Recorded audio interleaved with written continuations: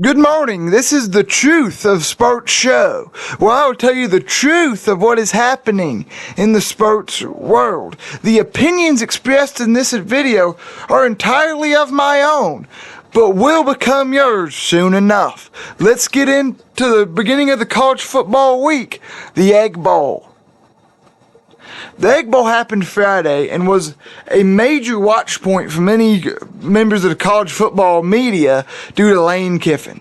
This was obvious throughout the game because they only talked about Lane Kiffin and never really discussed what would happen if Lane Kiffin lost. He didn't, but so be it. At the beginning of the game, we heard about two jerseys being stolen from the Ole Miss locker room. Trinidad Shameless, their star quarterback, lost two jerseys because of a Mississippi State fan stealing them. Now here's the thing. The door to that locker room was unlocked. Why would you leave it unlocked? He walks in, knows exactly where to go to find the jersey. Why would he know exactly where to go to find the jersey? He then gently takes the jersey off the shoulder pads and leaves out the door that, as I said, was unlocked. Why would you gently take it off, not rip it off, or take the shoulder pads with you because you don't like Ole Miss? There's a reason for that, and the reason for that is it was all a setup by Ole Miss. I mean, this is obvious if you have critical thinking skills, which I'm sure if you're watching this video, you do. So, that's one thing about what happened during this game, and that was all a setup to make you forget about Lane and his inability to decide what he wants to do with his life. So then let's talk about after the game, the whole hoe situation. A reporter called Lane Kiffin a hoe because he doesn't want to be a housewife. He doesn't want to stay by and stick with you. He wants to be a hoe. He wants to go to Tennessee, USC, Ole Miss, and LSU. Lane Kiffin took this as an assault on his manhood, and much of that left. So he attacks the reporter after the game, going at him, and then again talks about him in the post-game press conference. Lane, after some of the texts I've seen from Sunday to today, you may be a hoe, my friend. So let's talk about some other games. Let's talk about the Georgia Tech game. There wasn't much to this one. Georgia Tech kept it close enough where if a Hail Mary reached the end zone, maybe they could win. It still would have been a tough ask. Georgia Tech really fell apart this year. And I don't know exactly what happened to them. I think their luck ran dry. But Brent Key's got that team going very good, and they will be a top contender next year. Now, they will be missing Haynes King, but I think they'll be able to reload.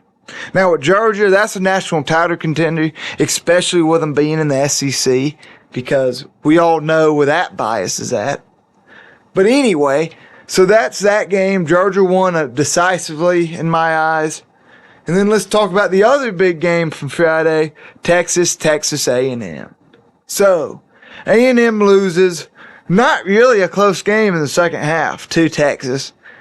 Texas dominated the second half. Arch Manning's still a fraud. He's not a good quarterback, but they're going to say he is. Next season he's going to win the Heisman. Oh, he's a Manning. That's all the media cares about. I and my viewers care about results. And we haven't seen them from Arch Manning except for quick spurts throughout the season. Now with Texas, that was their last bid to try to get into the national championship picture and make the playoff. I don't think they'll get in, but the committee loves the SEC, as we know, hates the little guy, hates the ACC, hates the Big 12, doesn't particularly like the Big 10. So they will try to force Texas in, but let's hope they don't get in. Texas had two games that should have been losses against Kentucky and Mississippi State. Then they did lose to Florida, who has done nothing all year it's been a disaster for Texas, and they shouldn't be rewarded. So then let's talk about Texas A&M. This was a blown game for them. They needed to win this game just to show they could beat the big teams. A&M won't last long in the playoffs. They could go out in the first round depending on who they play. They won't get a bye anymore, I wouldn't think. So we'll see what happens there. A&M will probably be a quick out. So let's talk about Saturday, where it was the Lane Kiffin show, and we were just living in his world. So I'll talk about Lane Kiffin first. Lane Kiffin finally, after he had Murray Smith locked in Ole Miss for 2 days, decided to go to LSU. And this was a move that is going to backfire for both him and LSU. I mean, it's going to be a disaster. The mass media is going to tell you, oh, Lane's a great coach. Lane's going to figure it out. It doesn't matter if you're a good coach if you can't block the outside noise, which Lane isn't going to be able to do. LSU is a school that needs a disciplinarian, and that's where Nick Saban built the foundation of which Les Miles and Ed Orgeron won 2 national titles. Lane Kiffin's not that.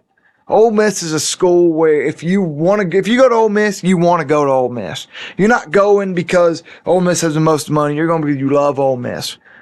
And now he's at a place where the people don't love LSU. We've seen this time and time again. And he's going to be another Brian Kelly. He'll be worse. I really think he'll be worse than Brian Kelly. And that's my promise to you. He's going to fail. He'll win 8 games next year at best. Then the year after that, he'll win 6 games, then he'll go to Texas. He'll go somewhere else, and he'll fail there. And then he'll find himself back at FAU, where hopefully he'll ride out the rest of his career, or he'll continue this act until his career ends in a whimper. So let's talk about one of the biggest games of Friday, the game, Ohio State, Michigan.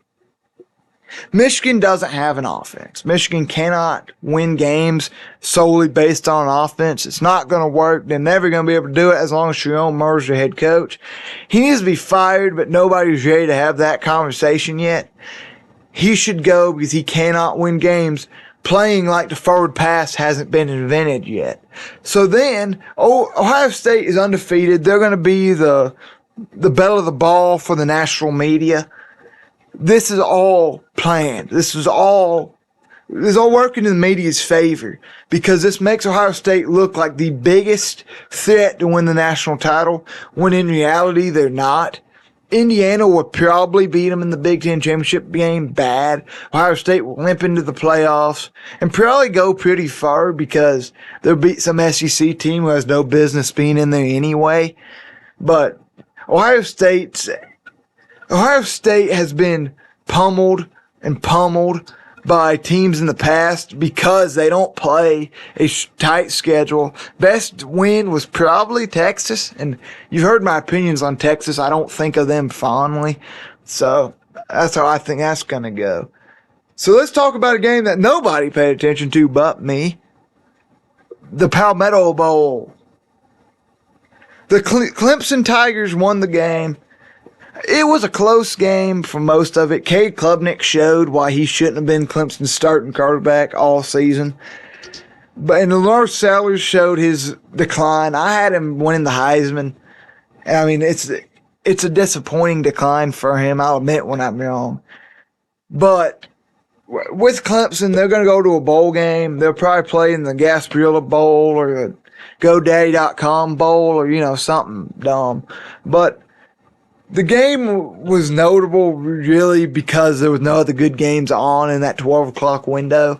It was a close one, all things considered, even though Clemson ended up winning by 2 touchdowns because South Carolina's only real offense was explosive plays where they struggled with most of the rest of it. So 3:30 we had Vanderbilt, Tennessee. Vanderbilt's going to make the playoffs probably. Diego Pavia is going to win the Heisman, and it's going to all be undeserved because poor little Vanderbilt. They want us to feel bad for this team because they've sucked at football for the last 100 years. But I mean, I don't really buy it. They're not as good as the media says they are. I could see them sneaking into the playoffs. They shouldn't. This was a terrible, terrible, terrible loss for Tennessee. It was a disaster. They shouldn't have lost this game by none. They should have won, but they definitely shouldn't have lost it by as many touchdowns as they did. It was a disaster for them. They should be ashamed of the way they played. An 8-4 season is not a good one for Tennessee, especially considering some of the teams they lost to, including Vanderbilt. But at Tennessee, you'll always have a tough schedule. So Heupel will probably stay, and I think he should. Josh Heupel is one of the best coaches in the country that often gets overlooked because they get upset, but he's one of the greatest coaches in the country. So then, if we go to the 7 o'clock window, we got the Iron Bowl. This game was the most obvious example of SEC rigor I've ever seen. I mean, it was the end of the game, the fourth quarter, the final drive for Alabama. This is it. This is probably Kalen DeBoer's job on the line. There was no call that made sense on that final drive. It was, holding, defensive pass interference. It was this whole thing that just helped Bama march down the field when they should have lost the ball probably 3 times. Ballsy call by Kalen DeBoer at the end, and that was a big deal, and I do think he deserves credit for that. But they got aided by officiating, so Bama doesn't miss the playoffs. Bama plays Georgia later on in the conference championship game, where I think their luck runs out. Georgia's probably the best team in the country right now. So then we got to talk about Auburn. Auburn was a bad football team. DJ Durkin coached himself out of a job, and it wasn't completely his fault. It was the fault of the Auburn receivers who didn't come with hands when they were born. It was a disaster.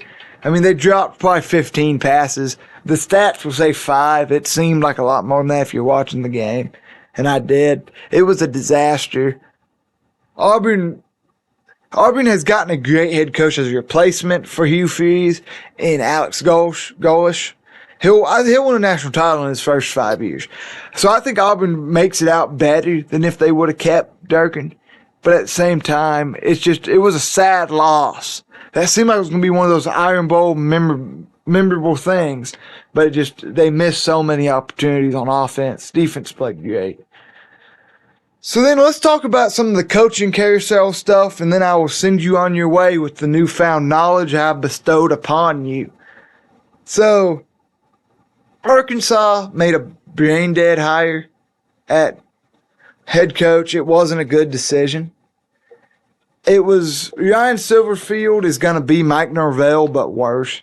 He's not going to have the luxuries that Florida State affords to you, but he's just going to have Woo Pig Suey, which isn't going to amount to much in 2025. So, we'll see how that goes. He'll be fired in 3 years. Then let's talk about Alex Golesh. I already said he's going to win the national title in 5 years. To me, he's the number one coaching hire this offseason. Lane Kiffin, I've discussed. He'll be a failure. Let's talk about John Sumrall. John Sumrall, I've seen a lot of people comparing to Billy Napier, Florida's old head coach. And I kind of see it. Sunbelt Billy, G5 Johnny. I get that. Where maybe he's not going to win the big games like he should. But in my opinion, he'll be a great hire for them. He'll be very good at what he does because he's a good head coach. He's shown it everywhere he's been. It's going to take a while, though. It's not going to be a quick fix like I think Golesh is at Auburn. It's going to be a slow grind. I mean, it really is. I would say probably 4 wins next year, 6, 8. They'll get up to where they make an SEC championship game. If Florida likes that, if Florida wants a consistent head coach, he's a great hire. But if they want somebody who's going to come in and win national title, they should have tried harder for Kiffin. Because Kiffin's got a much better shot, and I don't think he'll do it. But he's got a much better chance of coming in and changing things right away than Sumrall. Sumrall is going to be a work in progress. Kentucky just fired Mark Stoops. We don't know who they're going to hire yet. But I do think that Sumrall would have been a perfect hire for Kentucky because he's been there before. He'd be a great coach for them. So if anything happened, that's where he's going to land. So that's pretty much it. There's one more thing I wanted to touch on, and that's the Duke. Duke making the conference championship game for the ACC. This is the consequences of the ACC's actions for that rigged game against Clemson, where they gave Duke all the breaks in the world and screwed Clemson at the end of that game. So I think this is what the ACC deserves. If Duke wins, they'll miss the playoffs. The ACC won't make it. James Madison will get in, which is really good for the sport. But, I mean, it's going to be a disaster for the ACC if Duke wins. I don't think they will. They could. I don't see the officials of the ACC letting that happen just because we know how this game works. There's going to be a couple calls here and there going to Virginia, and they're going to win a one-score game because they'd rather make the playoffs than miss them at all. And the other conference championship games I'll touch on real fast. The SEC championship game, that's College Game Day, folks. That's where they're going. That shows the corruption of media right there. That's one of the dumbest decisions I've ever heard of. The game will be fine. Georgia will beat them, I would assume. Whatever. So then let's talk about the Big 12 championship game, which is the second best championship game on the docket. Texas Tech, BYU. If BYU loses this game, they're missing the playoffs. And I don't think that's fair. I think that's what's going to happen. But I hope BYU wins and then maybe Texas Tech sneaks in. I like both of these teams. I like their coaches. I like the way they play. Jacob Rodriguez is a beast. Barry Bachmeier is a beast. They both deserve to be in the playoff over some of these teams that are considered for it. But we'll see. I mean, I don't really know where that's going to go. I could see BYU especially missing it. Texas Tech to me has a better shot, but I think BYU will miss it if they lose this game. Then Ohio State and Indiana. This is the biggest game of the weekend. It should be the one. I'll go in depth on these games more in a video I'll post by Thursday or Friday. But today I'm just kind of letting you know my initial thoughts. This should have been game day. It's an obvious decision. 1 and 2, the game of the century. It would have been a perfect spot for College Game Day. They're the only 2 undefeated teams in the country now that are like major teams, you know. I think they're the only 2 undefeated teams at all. I don't think there's in Group 5 teams undefeated. So this should be the College Game Day game. This should be the one that everybody's talking about. It's not. It's Alabama, Georgia. That's the world we live in. I don't know. Indiana, they're both good teams. Indiana should beat them. I think Indiana's more battle-tested than Ohio State. Oregon's better than Texas or Michigan. I would say they win. So, that's the end of the first episode of The Truth of College Sports. I'm your host, and I hope this video has helped your opinions on college football evolve past what the media wants you to think. And until next time, peace.